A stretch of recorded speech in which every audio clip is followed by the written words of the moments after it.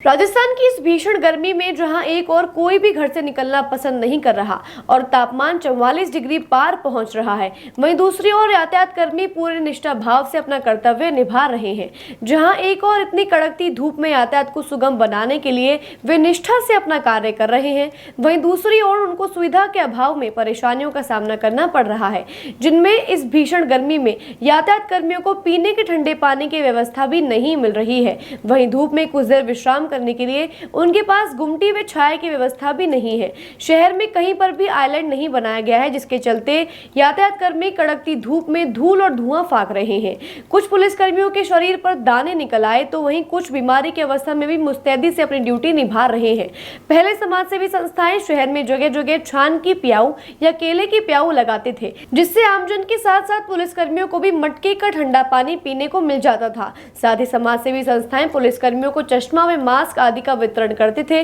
जिससे पुलिस कर्मियों का उत्साहवर्धन होता रहता था। इसलिए हमारा चैनल बात आज की ऐसी संस्थाओं से आह्वान करता है कि वो अपने शहर की सुरक्षा में लगे पुलिस कर्मियों का उत्साहवर्धन करें, जिससे वो अपनी ड्यूटी दुगने उत्साह के साथ निर्वाह कर सके। भीषण गर्मी 42-43 डिग्री टेम्परेचर में जो अजमेर की यातायात व्यवस्था को सुगम करने के लिए जो यातायात कर्मी लगे,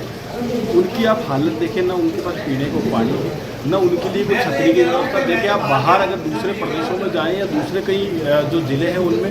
उनके लिए कोई टोपी की ऐसी व्यवस्था या कोई इस तरह की व्यवस्था की गई है जिससे कहीं ना कहीं उनको जो माथा है वो रिलीफ दे सके। आप देखिए आम जनता से चूँकि फील्ड में वो नौकरी कर रहे हैं और फील्ड में हर व्यक्ति उनसे टच होकर निकलता है, तो कहीं ना कहीं उनकी जो स्वास्थ्य की आज अगर हालत अपन देखें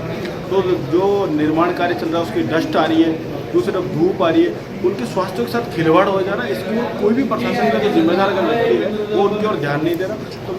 और दूसरी ओर सरकार भी इनकी ओर ध्यान नहीं दे रही। कहीं ना कहीं इनको ऐसे इक्विपमेंट उपलब्ध कराना चाहिए जिससे चाहे वो हेलमेट हो, चाहे टोपी हो, चाहे इस प्रकार की हो, कोई छतरी हो या कुछ भी ऐसी केबिन हो या साइड में कोई पीने की उत्तम व्यवस्था हो, थोड़ा इनको आराम मिले, ऐसी कोई व्यवस्था हो। परंतु ऐसी कोई व्यवस्था नहीं, कहीं ना कहीं इनकी हालत दे नहीं। तो मेरी सरकार और प्रशासन से यही मांग है कि इनकी जो व्यवस्था है उसको दुरुस्त करना चाहिए, ताकि कहीं ना कहीं ये लोगों से मिले। तो इनका अगर देखी जाए इस गर्मी से आदमी वैसे ही भयभीत होकर जब आम व्यक्ति को टच करेगा तो कहीं ना कहीं हो सकता है कई बार जो है वो